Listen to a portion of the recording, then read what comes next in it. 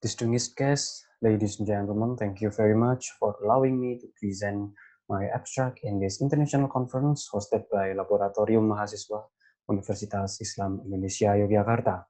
And today I would like to elaborate one of my abstract titled Optimization of Local Commodity Distribution System, case study Seaweed distribution from Kalimantan to Makassar.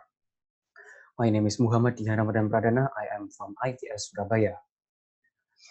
Ladies and gentlemen, there are several factors that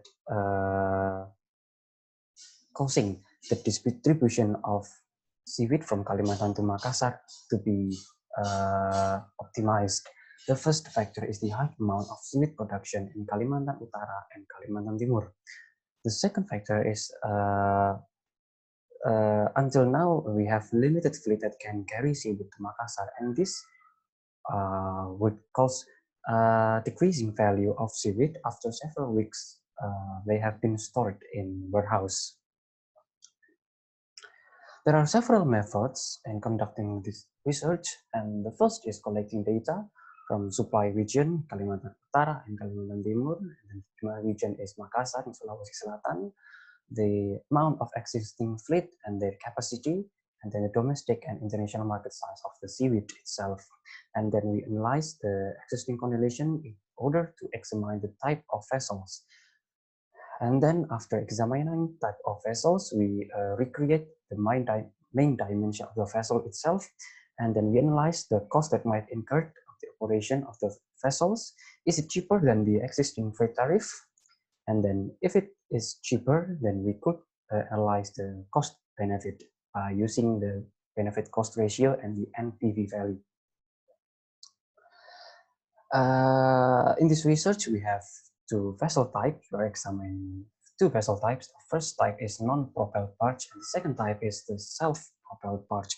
The non-propelled barge will be operated by the help of a tugboat with 1200 horsepower, and then the self-propelled barge will rely on its propeller in order to move.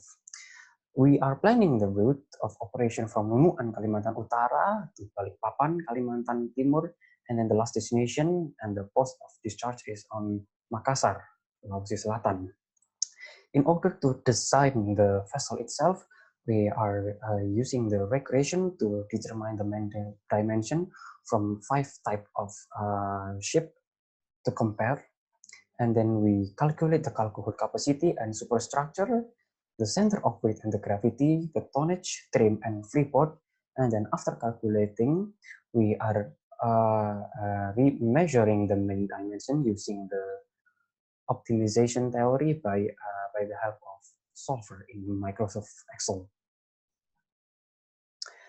After examining the type of vessel, we are analyzing the cost. There are several component of total cost here. The first is capital cost, include the structural cost and tugboat investment cost only for non-propelled barge. And then the voyage cost consists of port tariff and fuel cost. Operating cost consists of manning and lubricating cost. And the last component is cargo handling cost in port of Makassar, port of unloading. After summing the cost, we get the total cost, and by dividing the total cost with the annual payload for every vessel type, we got the freight tariff. And for your information, the existing freight tariff is at 550,000 rupiah per ton. And then we calculate the freight tariff for both SPP, self-propelled barge, and the NPP, non-propelled barge. Turns out the NPP is cheaper than the existing freight cost. It is around 367 rupiah per ton, around 27% much cheaper than the SPP at 870,000 ton. We are also determining the main dimension of the self-propelled and the non-propelled barge. You can see in the chart above, the table above. And then we are analyzing the cost-benefit analysis only for the non-propelled barge because we consider it as the most optimum type because it has the cheaper freight tariff.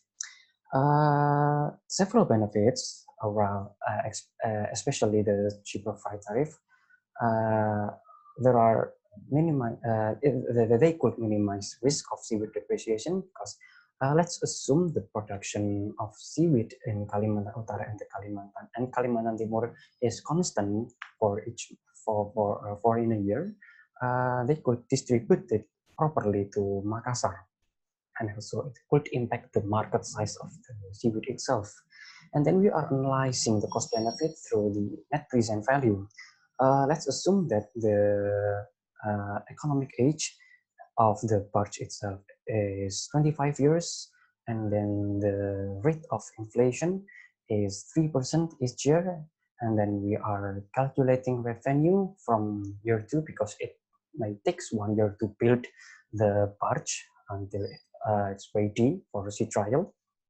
And the NPV shows around $3.3 million. It means the project is worth invested, and we are analyzing the benefit cost ratio. After summing the cost and revenue, cash in and cash out into NPV, we are dividing them, and we got the BCR value around 1, and it means the project is also accepted.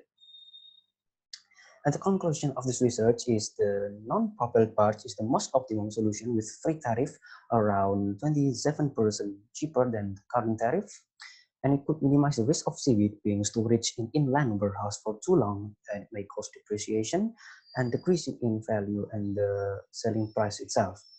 And the non-propelled barge could also be modified into floating warehouse to both carry, transport and temporarily storage seaweed before being transported from both Kalimantan Utara and Kalimantan Timur to Makassar.